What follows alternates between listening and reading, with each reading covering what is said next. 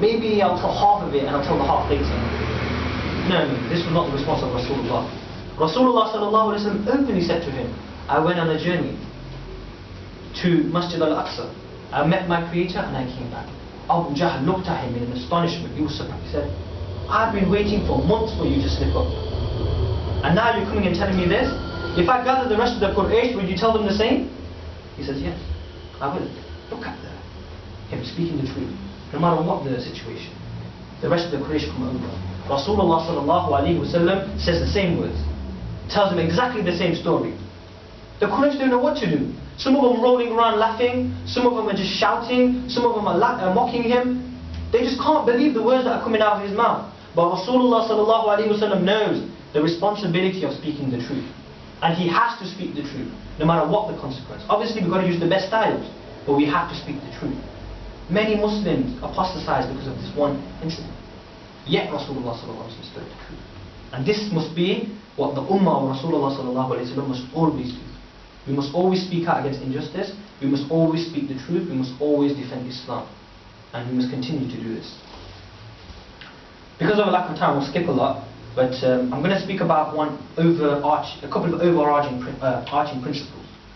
Now there's many characteristics that we can talk about.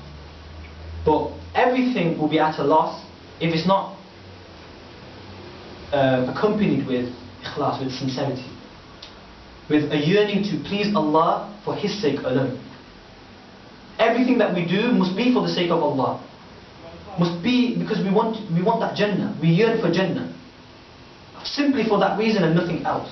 We know the famous example of the first three who were going to enter hellfire. The man who died in jihad. The man who spent his wealth for Allah. The man who became a scholar. But they weren't for Allah. They were for different reasons. So if all of your actions are not accompanied with this sincerity, with this desire to please Allah subhanahu wa ta'ala alone, then there's not much benefit. And the best example I can give you for this is the story of Abu Dahda radiallahu anhu. This is the example of a man, for him Jannah was real. For him Jannah was real. And that's all he strived for. That's all he strived for. And that's all he wanted. The story goes, there was an orphan child, yatim, and he was building a wall to divide his house and the house of his neighbor. And while he was building this wall, there was a tree, a date palm, something like that, that was blocking his way.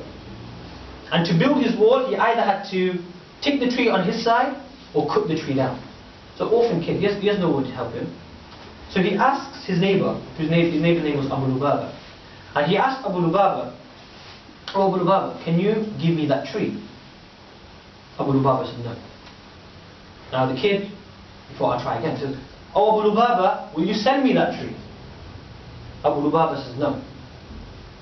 Kid now, he's almost in tears. He said, "By Allah, I'm going to go to Rasulullah sallallahu alayhi wa sallam and I'm going to tell him about this." So he goes to Rasulullah sallallahu alayhi wa sallam and he explains the situation. Rasulullah sallallahu alayhi wa sallam, and he's in tears. Rasulullah sallallahu alayhi wa sallam tells him to calm down, call Abu Lubaba. Now Abu Lubaba is in front of Rasulullah sallallahu alayhi wa sallam. And he says to Abu Lubaba, "Oh Abu Lubaba, give him the truth." This is the Rasul sallallahu alayhi wa sallam. Abu Lubaba replies, says, "No, this is my house. This is my right. Rasulullah will not give him the tree." This is the Nabi sallallahu alayhi wa sallam. This is how he was responding to the Nabi. Rasulullah sallallahu alayhi wa sallam tried again. He says, "Oh Abu Lubaba, send him the tree." Again Abu Lubaba said, "No, I'm not going to do it, Rasulullah." Now for the third time, Rasulullah sallallahu alayhi wa sallam, he said to Abu Lubaba, "You give him a branch from that tree and you will get a tree in Jannah." Give him a branch, you'll get a tree in Jannah. Anybody read the description of a tree in Jannah? Amazing. Abu Lubaba said no. Abu Lubaba said no, and he walked away. His kid's in tears and Abu Lubaba walks away. Now, a companion, Abu Dahda radiallahu anhu, he hears what happens, he says the kid, and he goes to Rasulullah sallallahu alayhi wa sallam. Look at somebody who yearns for Jannah and what is in Jannah. He says to Rasulullah sallallahu alayhi wa sallam, "The offer that you gave Abu Lubaba, can I get in on this? Can I get some of that action?" He goes, "Yes." He says, "If you can get that tree, you'll have the same offer. You'll get a tree in Jannah." Abu Lubaba gets excited, he rushes off. Sorry, Abu Dahda gets excited and he rushes off and he goes to Abu Lubaba. And he says to Abu Lubaba, sell me that tree or give me that tree and I will give you something in return. Abu Lubaba's like, you crazy. I've just denied Rasulullah sallallahu alayhi wa sallam. I'm not going to give you anything. He goes, I have an orchard, I have a garden with a house. Some scholars say from 400 to 600 trees. I will give you all of that for your one tree. Sell me that tree. Abu Lubaba was like, has this man been drinking? You're going to sell me your whole garden and a house for one tree. He calls everyone over, he says, bear witness of this deal. He thinks he's hit the jackpot. He says, okay, I'll do the deal. Abu Dahda happily gives him all of his wealth. Says, here, take it. And he purchases this tree. Then he goes back to the kid and Rasulullah and gives the tree to the kid and says, here you go, it's yours. Goes over to his house, stands outside, it's not his anymore. He calls out to his wife. He goes, oh Ummi Dahda, come outside, come outside. She hears this, she comes out and says, what are you calling me for? Says, you have to come outside of the property. I have given it to Allah and His Rasul. Look at her response. Imagine you go home and you said, darling, I've spent all my wages this month. You get kicked out, you're not going to get food for days. He came home and said, look, I've sold everything we've got. She said, what a successful deal you have made. What a successful deal you have made.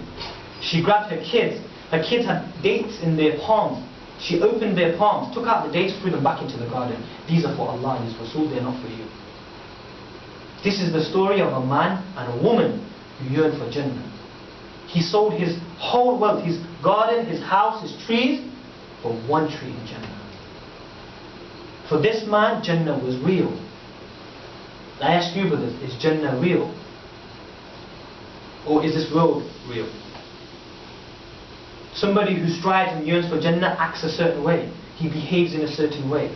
He only wants to please Allah subhanahu wa ta'ala. We must also be like that.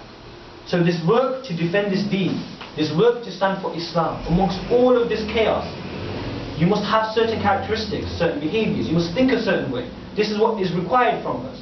Above all, you must have sincerity. You must do it for the sake of Allah. Do it because you want that Jannah, you want to please Him, because He is worthy of that praise. This is what we must do. I hope the message today is very clear. Very clear. Open your eyes, go outside in that real world. There is an attack right now. We must all stand up and be accounted. We must all fulfill our responsibility. We must never stop defending this deen. We must never stop speaking the truth. We must always stand for Islam.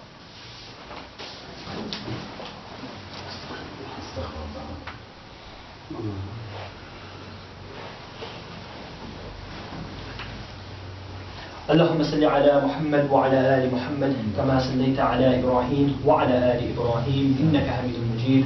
اللهم بارك على محمد وعلى آل محمد كما باركت على إبراهيم وعلى آل إبراهيم إنك حميد مجيد. اللهم إنا أعوذ بك من عذاب جهنم وأعوذ بك من عذاب القبر وأعوذ بك من فتنة المسيح الدجال.